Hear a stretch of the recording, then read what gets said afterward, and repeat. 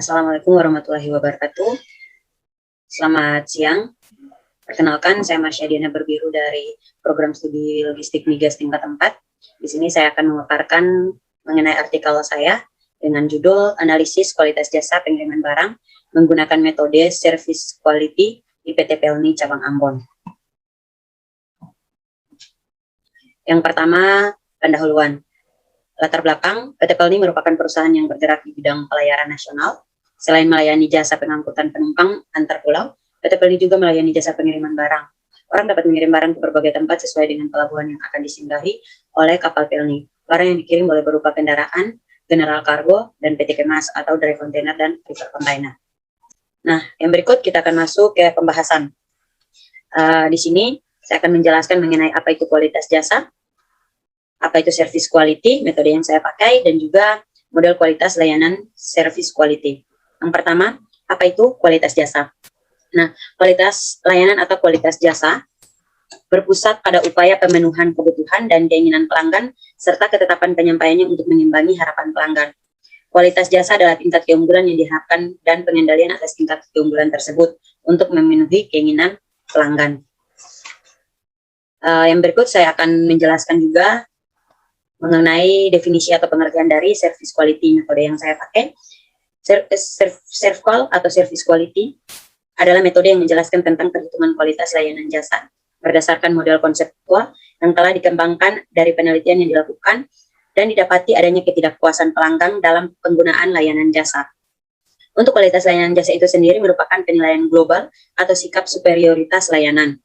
Untuk menghitung layanan jasa dengan menggunakan metode Servqual, dioperasikan dan dirumuskan dalam persamaan yang sangat terkenal, yaitu Q sama dengan P kurang E. Selisih antara persepsi dan harapan disebut dengan gap atau kesenjangan. Kualitas layanan yang dirumuskan sebagai berikut. Persepsi kurang harapan sama dengan gap. Jadi dari situ kita akan lihat bahwa dari persepsi dan harapan antara konsumen atau pelanggan dengan pihak PT Pelni sendiri itu apakah adanya kesenjangan atau tidak, dan bagaimana nanti caranya kita untuk meminimalisir atau mengurangi kesenjangan tersebut. Nah, jika gap positif maka persepsi lebih besar dari harapan, maka layanan dikatakan surprise dan sangat memuaskan. Sedangkan jika gap sama dengan 0 atau gapnya adalah 0, maka persepsi sama dengan harapan. Berarti dari persepsi dan harapan dari pelanggan itu dikatakan berkualitas dan memuaskan. Jika gapnya negatif, maka persepsi kurang dari harapan, maka layanan dikatakan tidak berkualitas dan tidak memuaskan pelanggan. Untuk menghitung kualitas pelayanan jasa digunakan kuesioner untuk dibagikan ke pengguna jasa untuk mengetahui penilaian kepuasan yang dirasakan selama menggunakan jasa pelayanan pengiriman. Nah, saya telah membuat kuesionernya juga, dan dari kuesioner saya mendapatkan 53 pelanggan yang selama ini memakai pelayanan jasa atau memakai jasa pengiriman barang dari PT Pelni sendiri. Nah, yang berikut saya akan menerangkan mengenai model kualitas layanan Servqual seperti pada gambar yang telah ditampilkan. Jadi, untuk gap yang pertama, jadi gap yang pertama itu dari jasa yang diharapkan gap persepsi manajemen. Itu gap antara harapan konsumen dan persepsi manajemen. Yang berikut gap yang kedua, yaitu gap antara persepsi manajemen terhadap harapan konsumen dan spesifikasi kualitas jasa itu sendiri. Yang ketiga, itu adalah gap antara spesifikasi kualitas jasa dan penyampaian jasa. Nah, yang berikut yang keempat, itu gap antara penyampaian jasa dan komunikasi eksternal. Yang berikut, yang kelima, gap antar jasa yang dirasakan dan jasa yang diharapkan.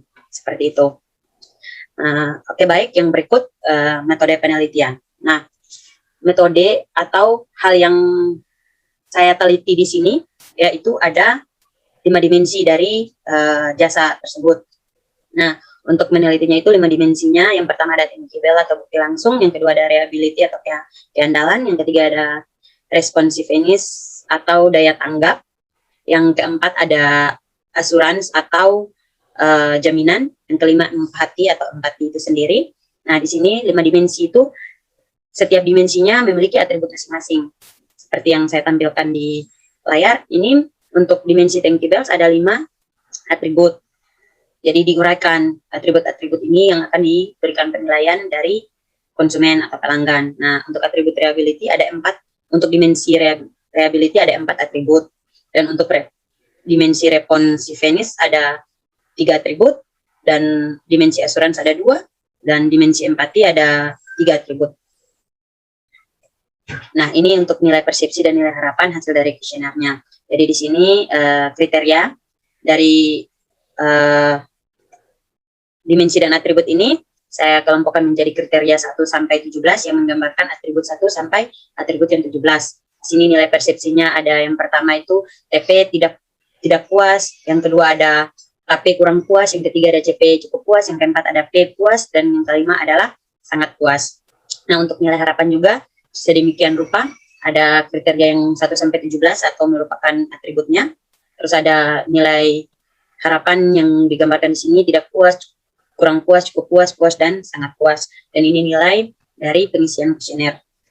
Nah, berikut adalah langkah-langkah metode SERVQUAL. Nah, di sini pengambilan nilai tingkat persepsi dan tingkat harapan terhadap kriteria kualitas pelayanan. Menghitung nilai kenyataan atau nilai persepsi pelayanan jasa atau menghitung nilai harapan ya. Dan juga nilai persepsinya. Rumusnya itu sigma XI sama dengan sigma TP kali 1 tambah sigma KP kali 2 tambah sigma CP kali 3 tambah sigma P kali 4 ditambah sigma SP kali 5. Nah, kita lihat di tabel ini untuk nilai persepsi.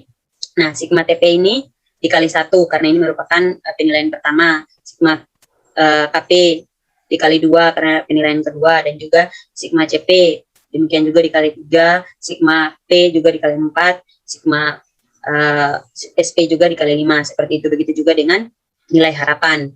Nah, itu untuk menghitung nilai kenyataan pelayanan jasa atau persepsi. Nah, demikian juga dengan menghitung nilai harapan atau pelayanan jasa, rumusnya juga sama. Nah, menghitung nilai kesenjangan atau gapnya itu rumusnya SKI sama dengan XI kurang YI.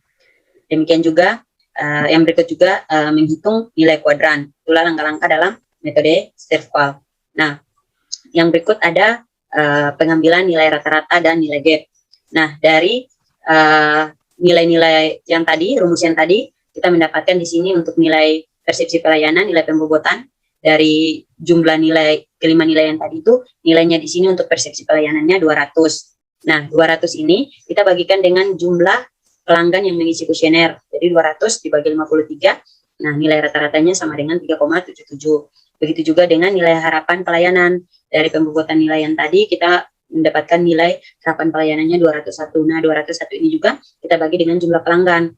Nah, 201 bagi 53 sama dengan 37,9. Nah, untuk itu kita akan lihat di sini tentang nilai gap.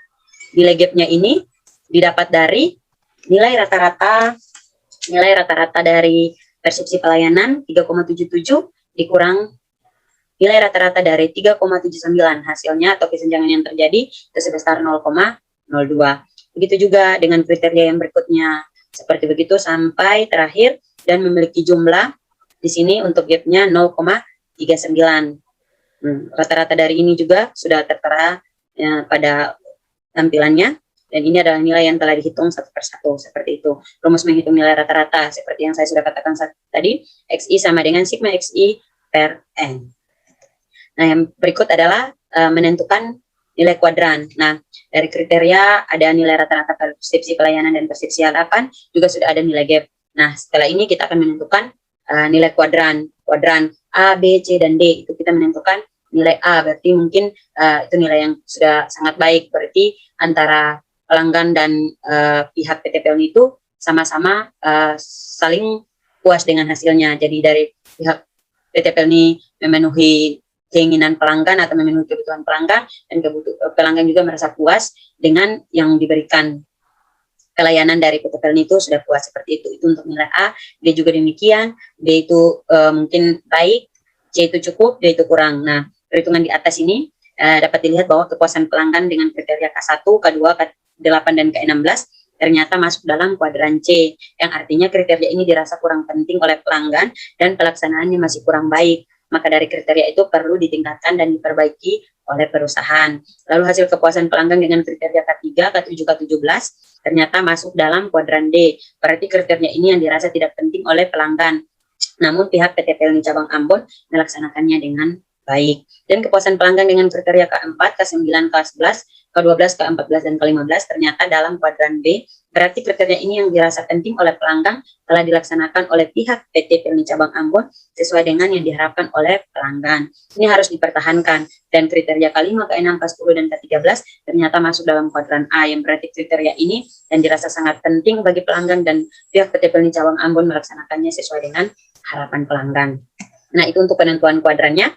Yang berikut karantina nilai service quality per atribut. Nah, ini kriterianya, nilai kita udah dapat nilai gapnya dan kita akan memberikan rank untuk menentukan kriteria-kriteria mana yang perlu diperbaiki. Dari tabel ini kita bisa lihat bahwa beberapa atribut dengan nilai negatif yang perlu menjadi prioritas utama untuk dilakukan kualitas pelayanan dan perbaikan secepatnya. Jadi di sini keterangannya ada untuk kriteria 1, ada nilai minusnya, jadi perlu diperbaiki. Begitu juga kriteria 2, perlu diperbaiki. Selanjutnya 3 sampai 17, demikian juga yang sudah nilainya sudah flash tidak bernilai negatif, itu tidak perlu diperbaiki, tapi perlu dipertahankan.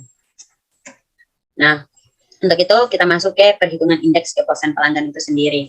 Nah, rumus indeks kepuasan pelanggan IKP sama dengan T per 5Y kali 100%. Nah, di sini kita bisa lihat nilai rata-rata dari 5Y itu sendiri. Di sini untuk kriteria 1 kan 3,77.